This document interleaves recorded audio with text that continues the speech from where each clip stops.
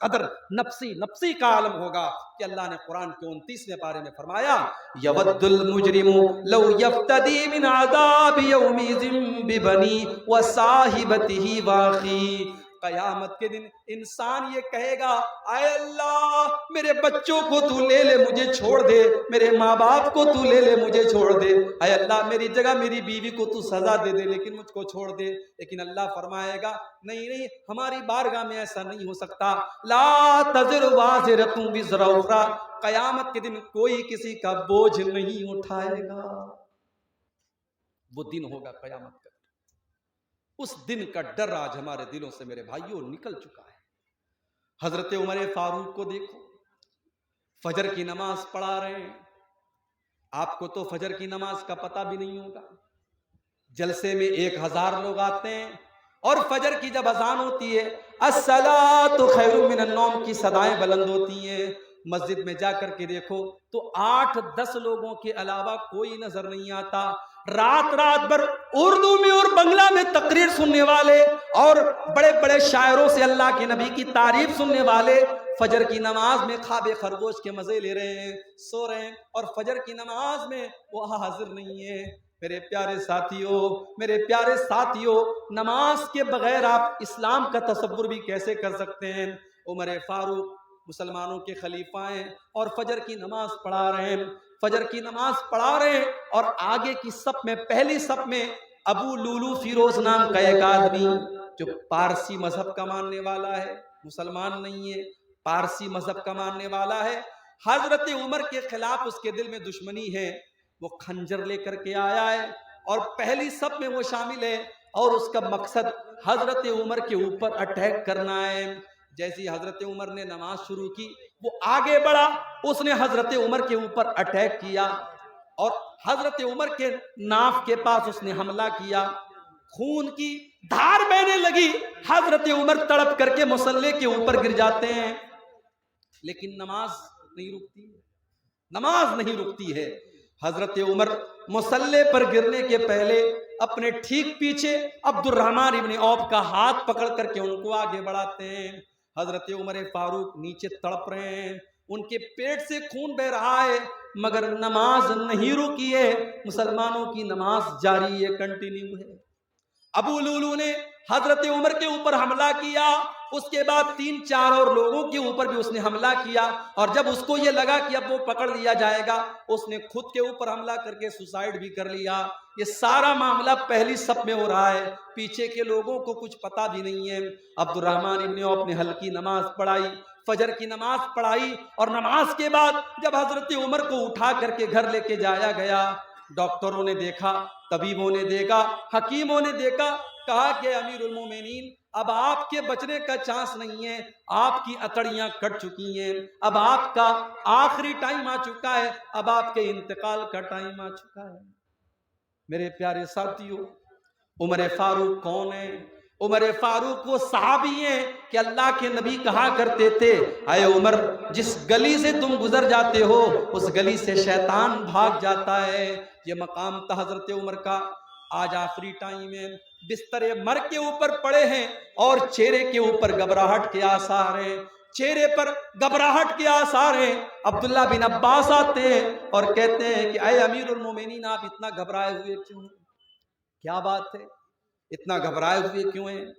اے امیر المومنین آپ تو اللہ کے نبی کے اوپر ایمان لائے، آپ نے اسلام قبول کیا اور جب اللہ کے نبی کے اوپر آپ اسلام لائے تو آپ نے اسلام کے لیے بہت کارنامے انجام دیے اور جب اللہ کے نبی دنیا سے گئے تو آپ سے راضی تھے، آپ سے خوش تھے اور جب حضرت ابو بکر صدیق کا دور آیا آپ نے ان کا بھی ساتھ دیا اور جب وہ اس دنیا سے گئے تو آپ سے خوش تھے، آپ سے راضی تھے.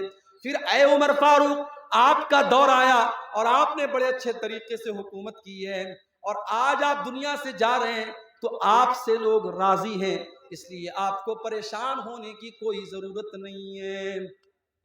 ذرا تصور کرو میرے پیارے ساتھیوں کہ آخرت کی فکر جب انسان کو ہوتی ہے تو جتنے بھی نیکی اور تقوی کے اعلیٰ معیار پر پہنچ جائے اسے ڈر ہوتا ہے کہ اللہ کو وہ کیا منہ دکھائے گا. حضرت عمر فاروق رضی اللہ تعالیٰ عنہ جواب دیتے ہیں اے عبداللہ بن عباس اگر میں نے اپنے نبی کا ساتھ دیا، اگر میں اپنے نبی کے اوپر ایمان لایا، اگر میں نے ابو بکر کا ساتھ دیا، فَذَلِكَ مِن مَنِّ اللَّهِ عَلَيَّ، تو یہ تو اللہ کا میرے اوپر احسان تھا، یہ تو اللہ کا میرے اوپر کرم تھا، اس میں میرا کوئی رول نہیں تھا، میرا کوئی کردار نہیں تھا۔ اے عبداللہ، مجھے ڈر ہے تو اسی بات کا ڈر ہے، جب میرا دور حکومت آیا، پتہ نہیں میرے کون سے فیصلے ایسے رہے ہوں گے جو اللہ کو پسند آئے ہوں گے، اور کون سے ایسے فیصلے رہے ہوں گے جو اللہ کو ناپسند رہے ہوں گے۔ اے عبداللہ، تو میری بات کرتے ہو، لَوَدِدْتُ أَنَّ لَوْ أَنَّ لِي طِلَاعَ الْأَرْضِ ذَهَبًا، اے عبداللہ، اللہ کی قسم میری تو تمنا یہ ہے، میری تو آرزو یہ ہے کہ اگر زمین بھر کے سونا میرے پاس آ جائے، زمین بھر کے سونا مجھے مل جائے، اور اللہ تعالیٰ یہ کہہ دے کہ اے عمر تو زمین بھر کے سونا میرے پاس لے کے آ جا اور میں تجھے اپنے عذاب سے بچا لوں گا، تو اے عبداللہ، میں زمین بھر کے سونا دینے کو تیار ہوں، لیکن اللہ کے عذاب کو میں جھیل نہیں پاؤں گا، میں اللہ کے عذاب سے بچنے کے لیے زمین بھر کے سونا دینے کو تیار ہوں۔ میرے پیارے ساتھیوں، عمر فاروق کو تو اپنی آخرت کی اتنی فکر ہے، اور ہمیں اپنی آخرت کی کوئی فکر نہیں ہے۔ آج مکان بنوانے کے لیے ہم کتنے پریشان ہیں، آج اپنے بچوں کا فیوچر بنانے کے لیے ہم کتنے پریشان ہیں، لیکن ان بچوں کی آخرت بنانے کے لیے ہمیں کوئی چنتا نہیں ہے۔ اللہ نے قرآن میں فرمایا، یا ایھا الذین آمنوا قوا انفسکم واہلیکم نارا، اے ایمان والو، اپنے آپ کو اور اپنے گھر والوں کو جہنم کی آگ سے بچاؤ۔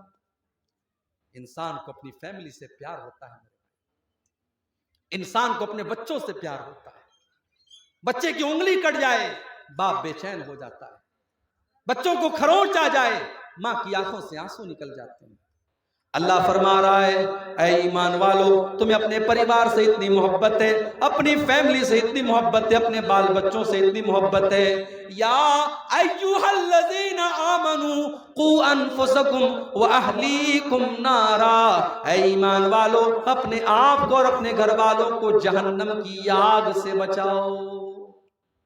ہماری لڑکیاں جوان ہو گئیں، ہم نے ان کو دنیا کی تعلیم دے دی، گریجویٹ بنا دیا، انٹر پاس کرا دیا، بہت ضروری ہے۔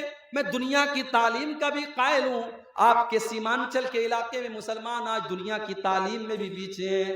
آپ دنیا کی تعلیم اپنے بچوں کو دلاؤ، ایجوکیشن بہت ضروری ہے، تعلیم بہت ضروری ہے، شکشا بہت ضروری ہے، آپ اپنے بچوں کو دنیا کی تعلیم دلاؤ۔ مگر ایک مشورہ میں دے کے جاتا ہوں، آپ کو اچھا لگے تو عمل کر لینا، اچھا نہ لگے تو کوئی بات نہیں ہے۔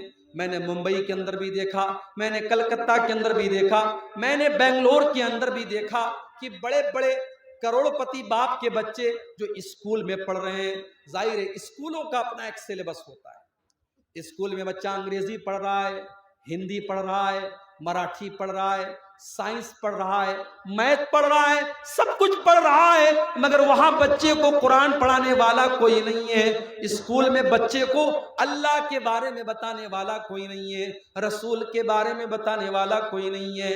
میں نے بمبئی کے اندر دیکھا، میں نے بنگلور کے اندر دیکھا، میں نے مدراس کے اندر دیکھا کہ مسجدوں کے اندر چھوٹے چھوٹے مکتب چل رہے ہیں، مولوی صاحب جو مسجد میں امامت کراتے ہیں، ان کو امامت کی تنخواہ اگر 10,000 روپے دی جاتی ہے، آپ کے سیمانچل میں جانتا ہوں مسجدوں کے اماموں کی تنخواہیں بہت معمولی ہوتی ہیں، لیکن بڑے بڑے شہروں میں جہاں 10-15 ہزار ان کو امام کی تنخواہ دی جاتی ہے، وہاں امام کو امامت کے ساتھ ساتھ یہ ڈیوٹی بھی دی جاتی ہے کہ آپ کو بچوں کو مکتب میں قرآن پڑھانا ہے، نبی کی باتیں بتانا ہے، باقاعدہ اسکولوں کے بچے 1 گھنٹے کے لیے 2 گھنٹے کے لیے مسجد میں آ کر کے مولوی صاحب سے دین کی بیسک باتیں سیکھ لیتے ہیں۔ اب وہ بچہ اسکول میں پڑھ کر کے جب ڈاکٹر بنتا ہے، جب انجینئر بنتا ہے، جب وکیل بنتا ہے، تو اس کے دماغ کے اندر اس نے بچپن میں مولوی صاحب سے جو دین کی بنیادی باتیں سیکھی تھی، اس نے اللہ کے بارے میں جانا تھا، اس نے رسول کے بارے میں جانا تھا، اس نے آخرت کے بارے میں جانا تھا، اس نے نماز کا طریقہ سیکھا تھا، اس نے نماز کی دعائیں سیکھی تھی۔ اس بچے کے دماغ میں وہ ساری باتیں ہمیشہ کے لیے فٹ ہو جاتی ہیں، اور جب وہ بچہ زندگی کے کسی بھی میدان میں جاتا ہے تو وہ اپنے اسلام کو، اپنے ایمان کو، اپنے قرآن کو، اپنی نماز کو نہیں بھولتا ہے۔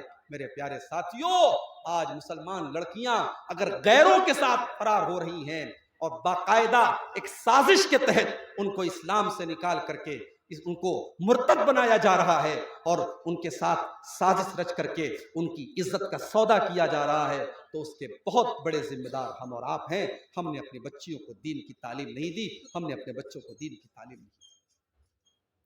سیمانچل میں گاؤں گاؤں میں مدرسے ہیں، مگر مدرسے میں سارے لوگ تو اپنے بچوں کو نہیں پڑھاتے، سارے لوگ تو اپنے بچوں کو مدرسے میں پڑھانے کو تیار نہیں ہے۔ ہمارا بچہ مدرسے میں نہیں پڑھے گا، مدرسے کا کھانا ہمارا بچہ نہیں کھائے گا۔